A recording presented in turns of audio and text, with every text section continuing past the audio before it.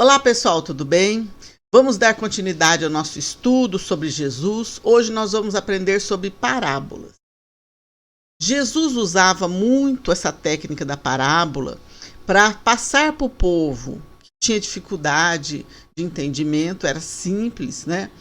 Verdades que eles desconheciam. Que verdades que são essas? As leis de Deus.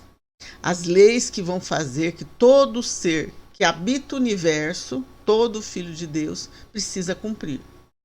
Essas leis de Deus, a lei da caridade, da justiça, do amor, né? Então, Jesus usava essas parábolas para contar as leis divinas, para que as pessoas pudessem evoluir, parar de errar. Porque cada vez que a gente não cumpre a lei de Deus, a gente fica em erro, em débito, e tem que sanar esse débito numa outra encarnação ou na própria encarnação. Então, para que a gente pudesse ter uma evolução linear, uma evolução mais rápida, Deus quis que Jesus viesse ao nosso planeta, porque a gente já estava em condições, né, de aprender, e passasse quais são as leis do universo, as leis divinas. Então, Jesus usava as parábolas, utilizando para ensinar as leis divinas, fatos conhecidos pelas pessoas, que as pessoas viviam no dia a dia, né? Vamos lá, então vamos ver. O que é uma parábola? Parábola é uma história simbólica. Que Jesus usava símbolos, ou seja, aquelas coisas do dia a dia, né? E comparava para que eles pudessem entender a lei divina. Então, parábola é uma história contada, né? Que traz uma lição espiritual grande, né? Embutida nela. Então, vamos ver. Jesus proferiu 48 parábolas para ensinar o povo. E olha lá, uma que é muito conhecida é a parábola da ovelha perdida. Por que Jesus, vamos entender o contexto das parábolas. Por que Jesus utilizava essas histórias? Olha lá, ó. Ele estava um dia pregando para os cobradores de impostos e pescadores. Aí os doutores da lei, que são doutores da lei? São aquelas pessoas que entendiam sobre a religião da época, sobre a lei de Moisés, sobre tudo aquilo que está no Velho Testamento, na Bíblia. E eles cuidavam para eles passavam aquilo para o povo e cuidavam para que aquilo permanecesse ali, que as pessoas cumprissem, né? Então eles falavam que Jesus estava comendo, né, com as pessoas de má vida, consideravam os cobradores de impostos pessoas de má vida na época. Então Jesus contou essa história, essa parábola, para que eles pudessem entender por que ele ia. Aquelas pessoas que eram consideradas pecadores, pessoas de má vida daquela época. Por que ele ia ter com elas? Por que ele ficava com elas e ensinava as leis de Deus para elas? Então ele começou a contar que tinha uma pessoa, um pastor, que tinha 100 ovelhas, né? E uma se desgarrou. E ele deixou as 99 ovelhas no campo, em segurança, e foi procurar a outra ovelha. Ele pergunta: quem não faria isso? Quem que não deixaria as 99 ovelhas em segurança e ia procurar a que se perdeu? E quando a encontrasse, não ficaria feliz e chamava os amigos para falar: olha, alegrai-vos, encontrei a minha ovelha que estava perdida. Aí Jesus falou: eu vos declaro, do mesmo modo haverá mais alegria no céu por um só pecador que se converte do que por 99 justos que não precisam de conversão. Ou seja, Jesus estava dizendo, essas 99 ovelhas, elas já estão no caminho correto da evolução. Elas já sabem, elas já aplicam as leis de Deus. Então eu tenho que ir falar, eu vim aqui para isso. Eu tenho que ir falar para aquela que não aplica, aquela que está perdida nos erros, que não entende a lei divina, como é o processamento, o que ela deve fazer. Então eu estou aqui para trazer ao povo que sofre, quem está enfermo da alma, aquele que precisa. Então ele vai sim, né, ficar entre os que são pecadores, ou seja, aqueles que precisam da instrução. Então vocês viram que ele usou uma historinha que lá todo mundo tinha rebanho de ovelha, aquelas pessoas que tinham condição melhor, eles cuidavam dos animais, né? Que era natural que a pessoa não deixasse a ovelha perdida, deixasse lá as ovelhas igual aqui, ó, no cercado, né? Aqui, ó, todas elas no campo guardadinhas e fosse procurar a que perdeu. Então ele usou uma coisa, um hábito das pessoas que elas conheciam para ensinar tanto os doutores da lei, né, quanto o povo que estava lá. Olha lá, ó. Na parábola existe uma figura que compara. Você viu? Jesus comparou a vida cotidiana das pessoas ao que ele queria dizer, ao que ele queria ensinar, né? Então ele usou uma alegoria, uma expressão figurada para representar essa ideia espiritual e fez as pessoas concluírem, refletirem naquilo, né? Chega a eles, olha só, eu sei, eu lido com isso, eu tenho minha ovelha, eu vou atrás daquela que está perdida mesmo, então tá certo. Então as pessoas conseguem refletir, são histórias curtas e claras, muito claras, nesse sentido para eles, né? Eu entendi que eu tenho que ir atrás de uma ovelha que se perdeu, né? E prendi a atenção de todos. É uma história, quando a gente conta uma história, todo mundo fica ali querendo ouvir, né? E pode ser muito facilmente guardada na mente e contada de novo, né? Então Jesus assim foi um mestre mesmo quando ele usou as histórias, né, para contar as parábolas. E aí um dia os próprios apóstolos perguntavam a Jesus: por que você ensina eles através de parábola? Ele não chega e fala assim: olha, você tem que fazer a caridade. Olha, você tem que ir atrás daquele que se perdeu, né? Olha, você não pode matar o outro, né? Por que ele não faz isso, como estava na lei de Moisés lá? Não matarás, não cobiçará a mulher do próximo. Aí Jesus fala: e chegando-se a eles, vamos ler esse trechinho, é interessante. Os discípulos perguntaram-lhe: por que não lhes fala por parábolas? Por que lhes falas por parábola? Respondeu-lhe Jesus: porque a vós é dado conhecer os mistérios do reino dos céus, mas a eles não lhe és dado, pois ao que tem dar-se-lhe-á, e terá em abundância, mas ao que não tem, até aquilo que tem lhe será tirado. Por isso lhes falo por parábolas, porque eles, vendo, não veem, e ouvindo, não ouvem, nem entendem. E nele se cumpre a profecia de Isaías, que diz: ouvindo ouvireis, e de maneira alguma entendereis. E vendo vereis, e de maneira alguma percebereis. Né? Isso está em Mateus. Mateus, lembra que eu tinha falado, numa aula passada, um evangelista, um discípulo de Jesus, né? Que escreveu após o desencarne de Jesus aquilo que ele ensinou. No capítulo 13, versículos. Eles falam em versículos de 10 a 14. Então, o que Jesus quis dizer? Jesus quis dizer assim: aquela pessoa que sabe que os apóstolos já estavam em condições espirituais de receber o ensinamento. Por isso que Jesus escolheu os 12 apóstolos, né? Porque eles já reencarnaram com essa condição com essa missão, e eles tinham um pouco mais de entendimento do que os outros. Então Jesus passou primeiramente para eles. Os outros não tinham esse entendimento. Então por isso que eles falam: ouvindo, não vendo, não veem. Então aí diz: aquele que mais tem, ou seja, aquele que mais conhecimento tem, mais ele adquire. Aquele que tem pouco, às vezes nem quer mais adquirir e fica sem, né? Então Jesus está dizendo: eu estou aqui para ensinar aqueles que querem ouvir, né? Porque quem não vai ouvir não vai aproveitar, né? Então ele ensinava por parábolas, ou seja, historinhas, né? Não podia chegar lá e falar todo o ensinamento como a gente está falando aqui. Tinha que dar símbolos para que a pessoa pensasse e para que ela retesse alguma coisa na mente, algum ensinamento. Eles tinham dificuldade de aprender porque cada um vai aprendendo de acordo com aquilo, com a sua evolução espiritual. Isso é a diferença de assimilação. Os apóstolos, que eram espíritos mais evoluídos, aceitaram, vieram com essa missão e aceitaram os ensinamentos de Jesus na hora, né? E o Jesus foi acrescentando mais coisas ao longo da convivência, né? E outros, não mesmo convivendo, não tinham condições. Então Jesus falava por parábolas. E a pedagogia de Jesus era perfeita, é estudada até hoje, né? Ele tem uma profundidade nas colocações que leva o homem a refletir sobre a própria realidade, identificando de uma forma fácil, simples, através daquela história. E ele respeita o tempo espiritual de cada um, né?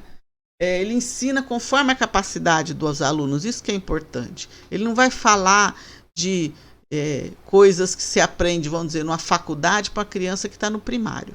O ensinamento da parábola, ele é progressivo. Conforme a gente vai evoluindo, a gente vai tirando mais ensinamento daquela historinha. Então, é uma coisa interessante. Ele deixou isso para que a gente, conforme evolui e vai aprendendo, conseguindo captar mais o que ele disse, está tudo ali embutido. É uma coisa figurada. A gente vai abrindo os olhos para os ensinamentos que existem ali dentro, né? E também Jesus falou por parábolas para deixar para as futuras gerações, para não se deturpar. Alguns ensinamentos de Jesus foram trocadas palavras, tal. As parábolas não ficaram aquelas histórias que chegaram até hoje para a gente, vão ficar eternamente para o nosso ensinamento, né, e aprofundamento. E é o ensino de Deus falando à humanidade, ao espírito mesmo nosso, né? É o puro ensinamento de Jesus, de Deus aos seus filhos aqui na Terra. Só que se a gente analisar a forma da parábola, é uma historinha, seria mais do que simplesmente uma história, né? Alguém perdeu sua ovelha. Mas se a gente analisar o fundo moral, é onde a gente vê o que Jesus quis ensinar. E agora vamos ver uma parábola, vamos analisar como Jesus era profundo naquilo que ele quis dizer. Vamos pegar a parábola do joio e do trigo. Propôs-lhe outra parábola, dizendo: o reino dos céus é semelhante ao homem que semeia boa semente no seu campo. Mas dormindo os homens, veio o seu inimigo e semeou o joio no meio do trigo, e retirou-se. E quando a erva cresceu e frutificou, apareceu também o joio. E os servos do pai de família, tendo ter com ele, disseram-lhe: Senhor, não semeaste tu no teu campo boa semente? Por que tem então joio? E ele lhes disse: um inimigo é quem fez isso. E os servos lhes disseram: quereis, pois, que vamos arrancá-lo? Porém, ele lhes disse: não, para que ao colher o joio não arranqueis também o trigo com ele. Deixai crescer ambos juntos até a ceifa, que é a colheita. E por ocasião da ceifa, direi aos ceifeiros: colhei primeiro o joio e atai-o em molhos para o queimar, mas o trigo juntai-o no meu celeiro. Está em Mateus evangelista, né, que escreveu essa parte do ensinamento de Jesus. Então vamos lá. Vamos entender o que é joio e o que é trigo. O trigo e joio, olha só, vocês estão olhando aqui, esse é o trigo, né, verde, não está bom para colher. Esse é o joio verde, não está bom para colher. Olha só, são bem semelhantes, né, e as pessoas da época conheciam. Então lá, ó, o trigo e o joio são quase indistinguíveis para pessoas leigas e mesmo até para os profissionais do ramo da agricultura. À primeira vista, a princípio, ambas possuem, olha só, a mesma coloração, a mesma haste, o cabinho, né, um caule fino. As folhas são finas, pontiagudas e longas, e até mesmo o cheiro delas são bem semelhantes. O cheiro é bem semelhante. Porém, quando amadurece, quando frutifica, ambas assumem formas distintas. Olha lá, o trigo, quando ele amadurece, ó, olha lá, ele fica com essa cor amarelada, né? Ele cresce até 1,5 metros. E a raiz cresce para baixo, com pouca profundidade, né, que facilita a colheita. Vamos ver o joio. O joio, depois do amadurecimento, esse é o trigo. Esse é o joio. Olha como fica diferente. Olha só. Aqui os grãos são uniformes e aqui eles ficam distintos do lado, né? Então ele continua com a cor verde quando ele amadurece. Ele cresce do lado, né? Perde aquela forma inicial que ele estava juntinho. E a raiz se alastra nas direções, não vai para o fundo que nem o trigo, né? Ela vai para os lados, né? A colheita é difícil. Olha lá, ó. Então vamos ver. O que significa o crescimento do joio junto ao trigo? O que Jesus quis dizer com isso? Para o mundo em geral, significa a luta entre o bem e o mal. Né? Comum no mundo de expiações e provas como o nosso. Então, a luta, o joio e o trigo, né, significa a erva ruim e a erva boa junto, na mesma plantação. É como está aqui, nós estamos no mundo de provas e expiações, tem pessoas boas, pessoas inferiores, espíritos inferiores, que uns são brutos, outros são mais bons, né? E Deus permite isso. No nosso mundo íntimo, no micro, né, que é o nosso mundo íntimo, é as dificuldades que nós temos. Nós temos coisas boas, virtudes e defeitos dentro de nós. E o homem que semeia é Jesus. Ele é o nosso orientador, ele que veio trazer as leis divinas para nós. Semeia em nossa mente, em nosso coração. A boa semente é o evangelho, né, de luz e de amor que ele veio trazer para a gente libertar das nossas imperfeições, para a gente evoluir, o caminho da evolução espiritual que está nas leis divinas. E a humanidade é o campo, né? São espíritos encarnados, desencarnados, que estamos no processo de aperfeiçoamento. Então Jesus veio semear a boa semente, as leis de Deus em nossos corações, né? E estamos aqui, estando encarnados, desencarnados, para que a gente faça um caminho melhor. E o inimigo? O que é o inimigo? O inimigo são as pessoas no contexto do mundo, são essas pessoas que mentem, invadem a política, a ciência, a religião, criando falsos dogmas, criando doutrinas que vão massacrar o povo, no micro, no interior. São aquelas pessoas, as imperfeições morais nossas. São os nossos inimigos. A gente acha que está lutando contra o outro. Na verdade, tem que lutar contra isso. Quando a gente passa a ser pessoas boas, vamos pôr o exemplo de Jesus. Ele não pegava doença, mesmo ficando com os leprosos. Ele não se alterava diante das blasfêmias que falavam contra ele, tudo que fez. Ele foi crucificado e pediu para Deus perdoar a gente.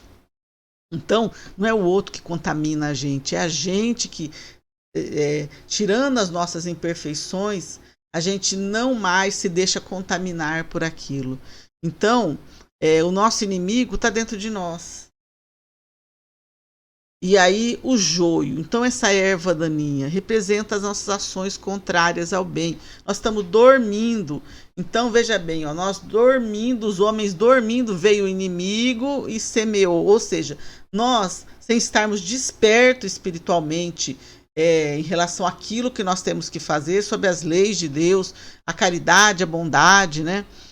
Tirar o egoísmo, o orgulho, a gente deixa isso vir à tona. Olha lá, faz atos errados, fica nervoso, tudo aquilo que a gente faz de errado, a gente não está desperto para entender que não pode agir assim, que a gente tem que se melhorar. Então, dormindo, a gente faz coisas erradas que vão ter consequências depois, né? Olha lá, a frase: esse semeou o joio no meio do trigo. Então, isso demonstra uma tolerância de Deus para conosco. Que a gente, em termos globais, ele permite que espíritos bons convivam com espíritos inferiorizados. Para quê? Para que esses espíritos que estão ainda numa escala evolutiva baixa possam aprender com aquele que já melhorou. A gente pode ver que em cada núcleo que a gente vai, tem uma pessoa no núcleo familiar que é um pouquinho melhor e os outros aprendem com ela. E é assim, quantos pessoas que Deus mandou ao planeta para nos instruir, Chico Xavier, Madre Teresa de Calcutá, Gandhi, os apóstolos. Então, assim, a gente teve sempre ao longo dos séculos pessoas muito que marcaram a humanidade com atos bons para que a gente tenha o caminho a seguir. Né? E tanto na nossa casa existe isso, nas comunidades, pessoas que são melhores, que ajudam o outro. Então Deus permite que a gente aprenda um com o outro e vai se desenvolvendo. Né?